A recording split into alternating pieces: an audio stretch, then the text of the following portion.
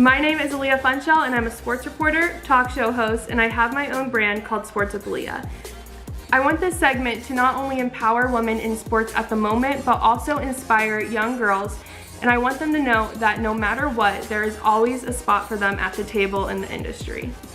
So without further ado, welcome to Empower Women in Sports Wednesday.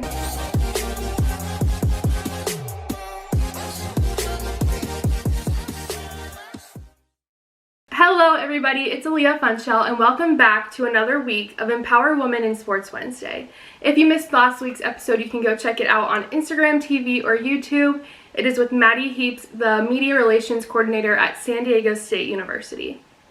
This week's guest just graduated college, so for a lot of you younger viewers out there, you might be able to relate to her and some of the things she's gone through, and she's definitely given so much good advice for how you can make a difference and really start your career while you're still young and in college.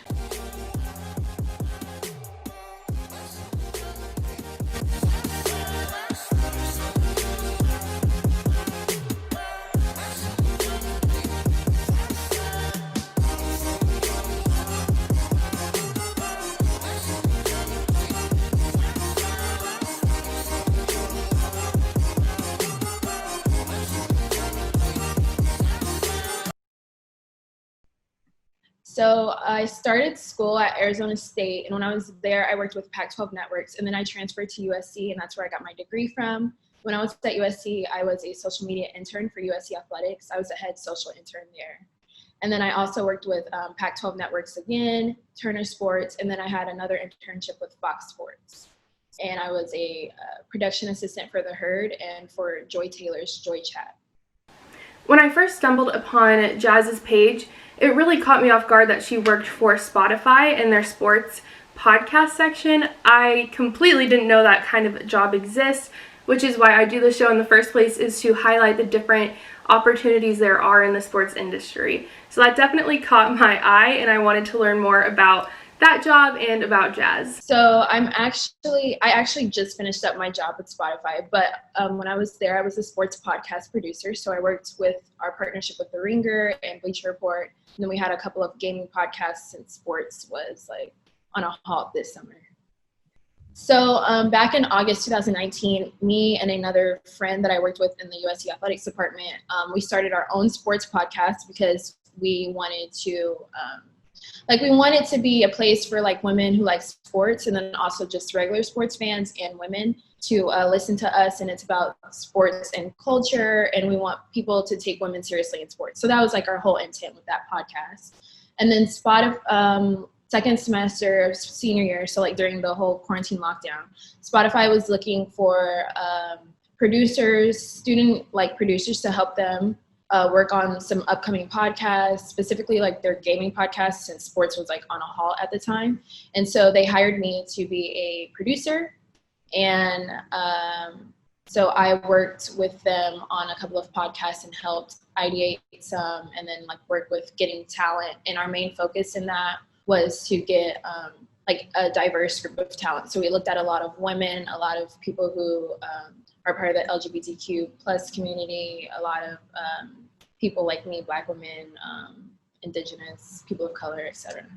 Something that is extremely important to Jazz is representation in the sports industry, not only as a woman, but as a Black woman. When I was younger, I always liked sports, but there was never anyone on TV that looked like me besides Pam Oliver. And so that's just one other person. And so like nowadays I'm on social and like looking like, oh, I want to be just like Taylor Rooks, or I want to be just like Carrie Champion. And that's great for women like me, because now when we see ourselves, we think that we can do it. And so that's just what I also want to do for the younger generation. And I can see myself inspiring like people who I went to school with that are still at USC right now, and they're always asking me questions and they look up to me. And so that's something that really matters to me. Intersectionality is something that I think is important for anyone to learn and practice in whatever industry you're in. Feminist movements, I guess, sometimes highlight more white women than they do like other women. And so it's great to have intersectionality because, again, like I can see myself and there's representation. And sometimes it's hard to like be on board for some things because it's like Black women always get left out.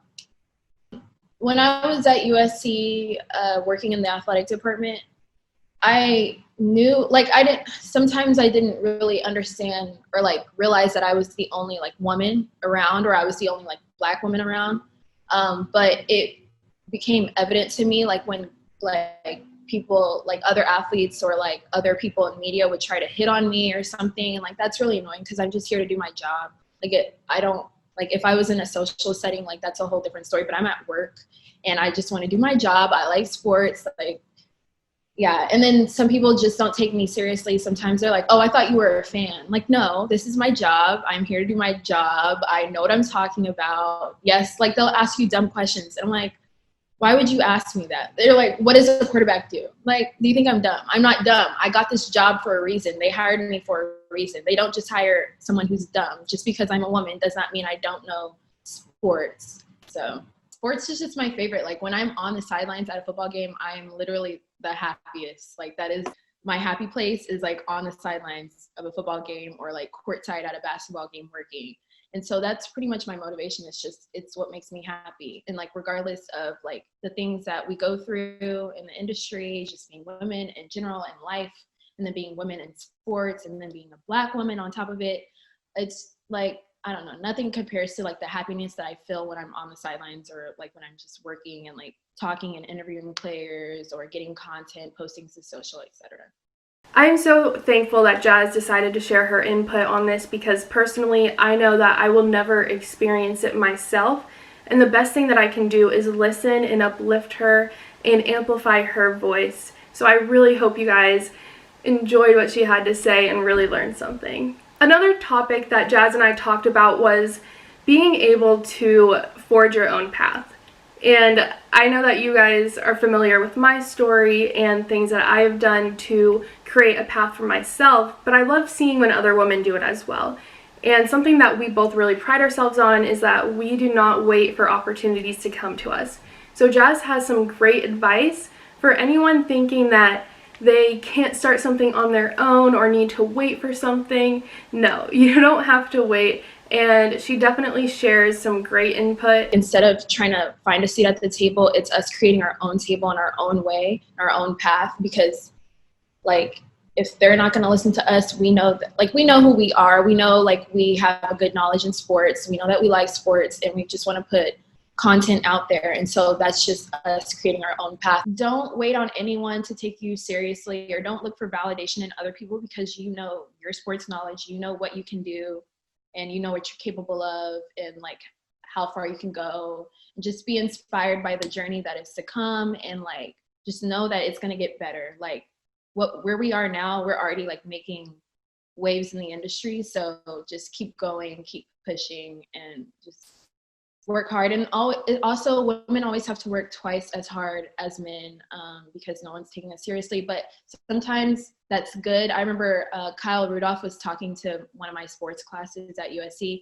and he said that he takes women more seriously because he knows they already have to work twice as hard. So like, that's just like a little like motivational thing right there. I just wanted to thank Jazz for coming on the show today and sharing her story. She is so sweet, and I can really see us being friends in real life, not just internet friends. She's also a free agent and looking for work, so if you guys know of some jobs, hit her up. She is going to make an amazing employee wherever she ends up, and I can't wait to follow her journey. You guys can follow her as well. Make sure to drop a follow on Twitter and Instagram, and just be a supporter of her. Also, thank you so much to the family over at Eric Fisher Academy. I love you guys so much. They do my hair for every show. Vanessa did my hair today. Make sure you go drop her a follow. She is so sweet and so genuine. We went with a simple curled look and pulled back. I just like switching it up a bit and seeing how talented these Eric Fisher stylists are. So thank you so much. Make sure you guys go follow them. And last but not least, thank you all so much for your constant support on every episode every week, and the support on my other content as well. You all mean the world to me, and I can't thank you enough. With that being said, have an amazing week, and I will see you next Wednesday.